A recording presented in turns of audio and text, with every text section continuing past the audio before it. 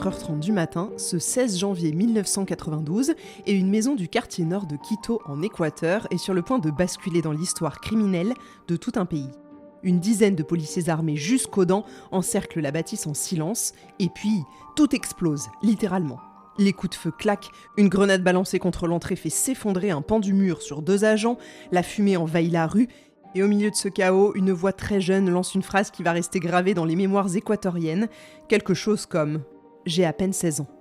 Cette nuit-là, la police de Quito est convaincue de tenir enfin la fin d'un cauchemar vieux de 4 mois. Mais elle se trompe. Ce cauchemar n'a pas fini de montrer son vrai visage, et ce que cette maison va révéler dans les prochaines minutes va largement dépasser tout ce que la ville avait imaginé. Je suis Camille Debreuil et je vous raconte aujourd'hui les crimes oubliés de l'affaire Hermosa.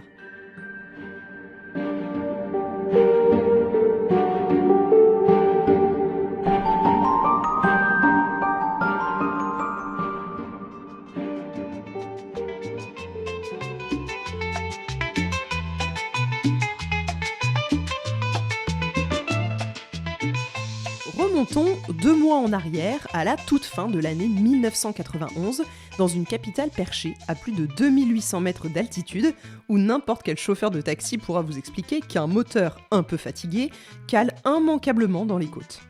Gardez ce détail assez anodin en tête parce qu'il va prendre une importance assez inattendue un peu plus loin dans cette histoire. Le taxi roi de la ville à cette époque, c'est le Chevrolet Sanremo. Un modèle increvable qui grimpe les pentes de Quito sans jamais rendre l'âme et que toutes les grandes coopératives utilisent.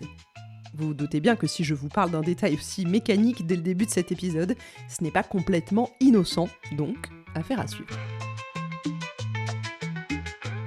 L'Équateur du début des années 90 n'est pas encore le pays qu'on connaît aujourd'hui.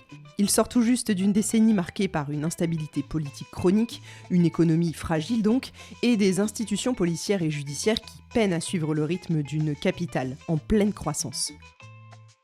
Quito, à cette époque, compte déjà plus d'1 million d'habitants, avec au nord des quartiers populaires en pleine expansion et une jeunesse un peu désœuvrée, livrée à elle-même dans des zones où l'encadrement social se limite bien souvent aux salles d'arcade et aux bars du coin. On est très loin des images de cartes postales coloniales qu'on associe aujourd'hui au vieux Quito. Le nord de la ville, dans ces années-là, c'est plutôt un patchwork de constructions récentes, de terrains vagues et de rues mal éclairées où il ne fait franchement pas bon traîner après la tombée de la nuit, même avant que notre histoire ne débute. C'est justement dans ce quartier de la ville qu'un secteur que tout le monde connaît sous le nom de Puente del Guambra existe. Il y a ici un point surélevé qui enjambe l'avenue 10 de Agosto, l'une des artères les plus fréquentées de la capitale. Autour de ce pont, des bars, des discothèques, des salles de jeux vidéo, le genre d'endroit banal où traînent les adolescents du quartier sans que ça n'inquiète jamais personne. C'est pourtant dans ce coin assez tranquille que va démarrer à la fin du mois de novembre 1991 une vague de disparitions qui va glacer toute la capitale équatorienne. Le 22 novembre 91, un petit groupe de jeunes sort d'une discothèque près du pont et haile un taxi Sanremo sur l'avenue 10 de Agosto. Rien d'inhabituel jusque-là, sauf qu'en pleine course, l'un des passagers sort un pistolet 9 mm et tire une balle dans la tête du chauffeur, qui meurt sur le coup. Le corps est abandonné dans une guardaraya, un de ces chemins étroits qui longent les routes principales en Équateur, dans la vallée de Los Chillos, au sud-est de la ville.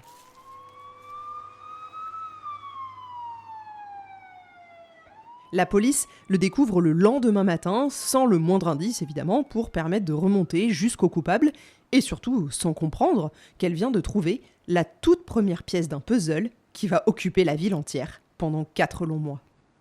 Une semaine plus tard, une deuxième disparition vient troubler le même quartier. Mais cette fois, la victime n'est pas un inconnu. Il s'appelle Charlie, il tient un salon de coiffure très fréquenté du secteur, et il fait partie de la communauté transsexuelle et homosexuelle de Quito. Autant vous dire qu'il ne passe pas inaperçu. Le jeune homme qui vient de tuer un chauffeur de taxi une semaine plus tôt le connaît d'ailleurs personnellement, puisqu'il a l'habitude de se faire couper les cheveux chez lui. Ce soir-là, après avoir bu avec des membres de sa bande, il se rend chez Charlie, qui les invite à continuer la soirée à son domicile, et une dispute éclate. Charlie est abattu de 5 balles alors qu'il tente d'appeler à l'aide. Ça fait donc 2 victimes et 2 profils qui n'ont, en apparence, absolument rien en commun. Un chauffeur de taxi d'un côté, un coiffeur trans et homosexuel de l'autre. Et pourtant, en l'espace de quelques semaines à peine, un motif terrible commence à se dessiner sous les yeux des enquêteurs, sans qu'ils parviennent encore à l'expliquer. On verra que ces meurtres visent presque exclusivement deux populations bien précises, les chauffeurs de taxi Sanremo et les hommes homosexuels du nord de Quito. Là, ça devient un tout petit peu plus précis côté profilage. Décembre arrive et le rythme des mœurs s'emballe franchement. Le 5, un chauffeur du nom de Giovanni Solorzano prend en course un client qui lui demande de rouler vers Alangassi, au sud de la ville. Il ne reviendra jamais.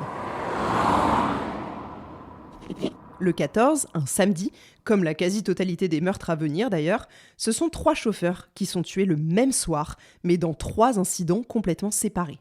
Moïse Freire, Roberto Moya et un 3e homme que la presse de l'époque surnommera simplement Gourmet. Tous exécutés d'une balle dans la tête ou dans la poitrine, et à chaque fois, leur véhicule a disparu. Il est retrouvé quelques jours plus tard, abandonné en périphérie de la ville, portière ouverte, clé parfois encore sur le contact, comme si celui qui l'avait conduit là n'avait plus la moindre raison de s'en préoccuper une fois arrivé à destination. À ce moment de l'enquête, plusieurs hypothèses circulent déjà dans les commissariats de Quito. Le vol de véhicules était déjà, à cette époque, une pratique relativement courante en Équateur, mais ces vols-là ne se terminaient jamais par des exécutions de sang-froid. Certains policiers évoquent d'abord une bande organisée de voleurs de voitures. Mais enfin, pour les laisser là, juste de l'autre côté de la ville, c'est quand même étrange. D'autres pensent à une rivalité violente entre coopératives de taxis concurrentes qui se disputeraient les meilleures zones de la ville. Pourquoi pas ? Et d'autres encore, un groupe de tueurs à gages payés on ne sait par qui pour éliminer des chauffeurs précis, on ne sait pas pourquoi. On envisage même un temps la piste d'un déséquilibré, isolé, un homme adulte, seul, probablement instable dans sa tête et dans sa vie, peut-être lui-même homosexuel ou peut-être même lui-même chauffeur de taxi. Mais aucune de ces pistes ne tient vraiment la route et chaque nouvelle semaine apporte son lot de victimes et pas la moindre réponse.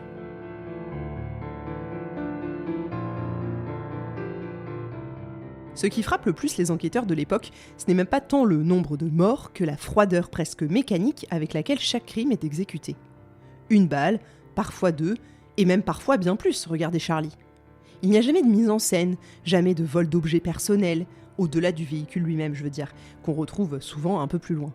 C'est un travail net, presque professionnel, ce qui contribue d'ailleurs à écarter très très vite l'idée qu'on pourrait avoir affaire à de simples rixes. Les semaines suivantes, la liste continue de s'allonger à un rythme que même les enquêteurs les plus expérimentés du pays n'ont encore jamais vu. C'est vertigineux. Officiellement, on retiendra au moins 22 victimes en 4 mois. Certaines sources parlent même de 23 et la police elle-même redoutait à l'époque un bilan réel bien plus lourd que celui qu'on connaît aujourd'hui. Dans le lot, il y a donc 8 chauffeurs de taxi et une dizaine d'hommes homosexuels, parmi lesquels des hommes qui semblent avoir été attirés dans des rendez-vous arrangés au préalable, dans des lieux isolés où personne ne pouvait ni les entendre, ni intervenir. Il y a aussi un chauffeur de camionnette et son assistant, tués ensemble un soir où ils n'avaient probablement rien vu venir. Et puis, quelques autres victimes encore dont le lien avec le reste de la série n'a jamais été totalement éclairci, ce qui laisse d'ailleurs planer un doute assez persistant sur le bilan réel de cette affaire. Qui sait s'il n'y a pas d'autres victimes qui n'ont rien à voir encore avec les profils déjà établis. Je vous le dis très clairement, à ce stade du récit, personne, ni la police, ni la presse, ni les habitants de Quito, n'a la moindre idée de qui commet ces meurtres. Et c'est justement cette absence totale de visage qui rend la panique aussi difficile à vivre au quotidien. On ne sait pas à quoi s'attendre, on ne sait pas où, et on ne sait surtout pas quand ça va tomber à nouveau.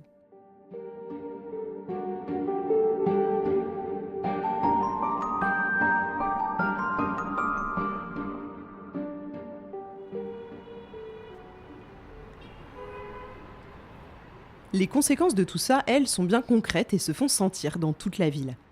Plusieurs coopératives de taxis se mettent d'accord pour cesser purement et simplement de circuler après 18h.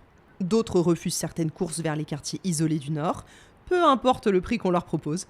Certains chauffeurs commencent même à voyager en binôme, l'un conduisant pendant que l'autre surveille les passagers, une pratique jusque-là réservée aux trajets de nuit les plus risqués et qui devient, en l'espace de quelques semaines, presque la norme dans certains quartiers. On imagine assez mal aujourd'hui ce que ça représente vraiment, une capitale où le taxi reste l'un des moyens de transport les plus utilisés au quotidien. C'est un peu comme si du jour au lendemain, la moitié des chauffeurs VTC de votre ville refusaient de travailler après le coucher du soleil en laissant les habitants se débrouiller. Et là-bas, ça crée vraiment une sorte de chaos. Il y a aussi un détail qui va longtemps intriguer les enquêteurs et qui ne sera éclairci que bien plus tard, une fois l'affaire résolue. Pourquoi les taxis visés ne sont-ils presque systématiquement que des Sanremo ? Les membres de la bande finiront par expliquer, une fois arrêtés, que ce modèle précis était choisi parce qu'il ne calait jamais dans les fortes pentes de Quito, contrairement à d'autres véhicules plus fragiles, ce qui leur garantissait de pouvoir fuir rapidement une fois le crime commis, sans risquer de rester bloqués en pleine côte avec un cadavre qui pèse à l'arrière. Un détail purement pratique, presque trivial, mais qui en dit long sur le degré de préméditation derrière des actes qu'on aurait presque envie, tant ils semblent insensés, de croire impulsifs.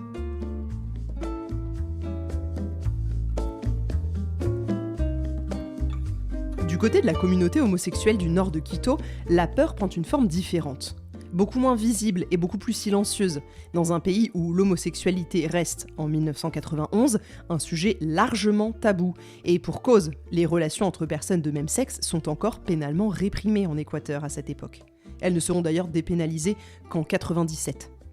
Les hommes ciblés par cette vague de meurtres n'ont donc pas seulement peur de mourir, ils ont aussi peur d'en parler, de porter plainte, ou même de simplement signaler la disparition d'un proche, car cette démarche revient parfois à les exposer eux-mêmes aux yeux d'une société et d'une police pas franchement bienveillante à leur égard. Certaines familles, à l'époque, préfèrent taire les circonstances exactes de la mort d'un fils ou d'un frère, plutôt que de voir son orientation sexuelle étalée dans la presse à sensation. Ce qui explique en partie pourquoi le bilan réel de cette affaire reste, aujourd'hui encore, difficile à établir avec certitude. C'est bien ça, je trouve, la cruauté de cette affaire, et on y reviendra plus en détail dans les prochains épisodes, avec deux catégories de victimes qui vivent deux silences complètement différents, pendant qu'une seule police tente de démêler tout ça, sans le moindre indice solide.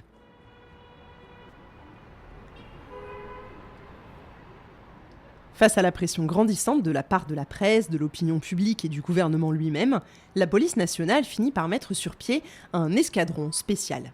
À sa tête, le major Fausto Terán Bustillos, du GIR, une unité d'élite qu'on pourrait comparer à nos groupes d'intervention, habitués aux prises d'otages et aux situations à haut risque, mais rarement confrontés quand même à une enquête aussi diffuse, sans lieu fixe ni mode opératoire évident à première vue.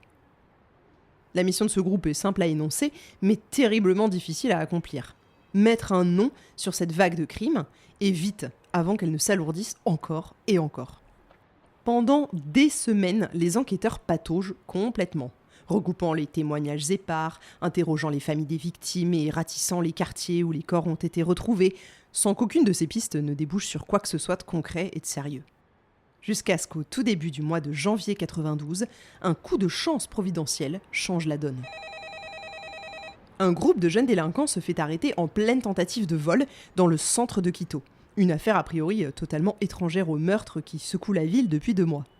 Parmi eux, il y a un adolescent de 14 ans, Luis Aníbal Quispe.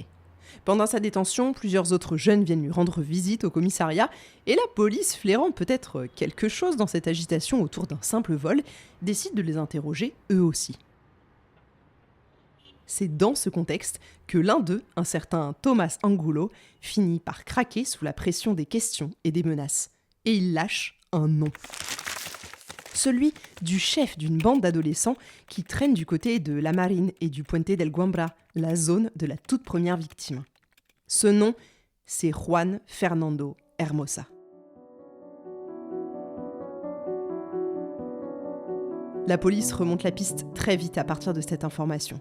Le 9 janvier 92, elle localise le domicile de la famille Hermosa entre les rues América et Diguya au nord de la ville, une maison en apparence tout à fait ordinaire, celle d'une famille comme il en existe des milliers dans ce quartier.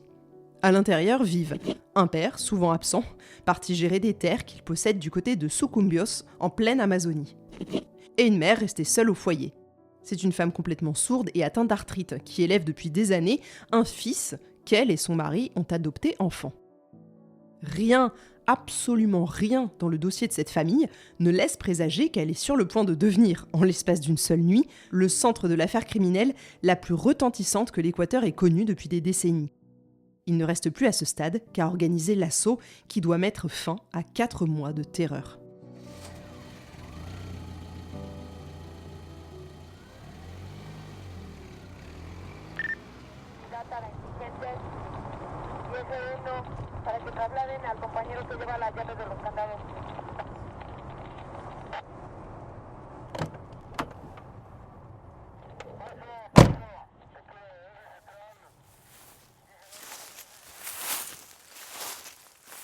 Et nous voilà revenus exactement là où cet épisode a commencé.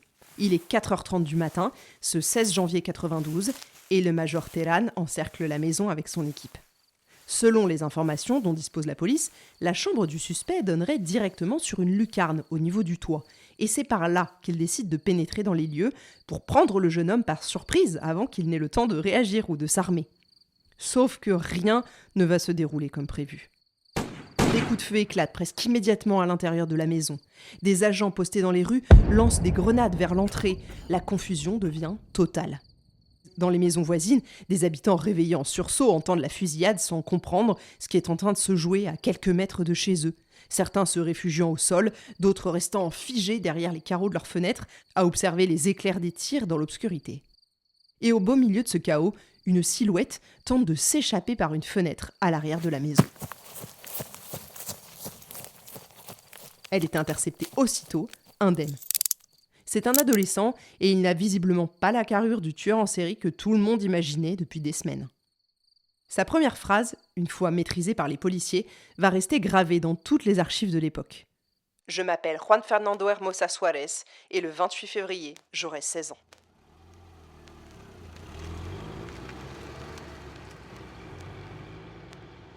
Un contingent d'une dizaine d'agents le transfère au pénitencier García Moreno dès le matin même, où sa jeunesse provoque, dit-on, une véritable stupeur chez les policiers qui l'accompagnent. On attendait un homme, un vrai. On ramène un ado tout juste sorti de l'enfance, tout mince mais au regard perçant, selon plusieurs témoins de l'époque. La presse équatorienne, très vite informée, s'empare de l'affaire, évidemment, et elle lui invente ce surnom qui ne le quittera jamais, El Niño del Terror, le garçon de la terreur.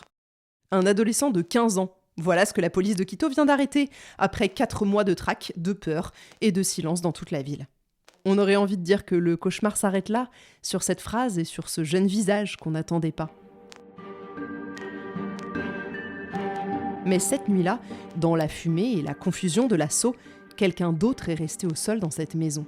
Quelqu'un qui n'a jamais eu la moindre chance de s'expliquer, ni de tenter de fuir par une fenêtre. On l'ignore encore à cet instant précis, mais cette personne va, elle aussi, devenir un dossier. Un dossier que la justice équatorienne rouvrira plus de 20 ans plus tard, dans des circonstances que personne cette nuit du 16 janvier 92 n'aurait pu imaginer. C'est la fin de ce premier épisode, merci de m'avoir suivi dans les rues de Quito et de m'avoir écouté jusqu'ici. Si vous voulez soutenir mon travail et Crimes oubliés, et puis voter aussi pour les prochaines affaires que je vais traiter, rendez-vous dans les notes de cet épisode pour nous rejoindre sur Patreon. Et quant à moi, je vous donne rendez-vous vendredi prochain pour le 2e épisode de cette saison 36 de Crimes oubliés, consacré à l'affaire Hermosa.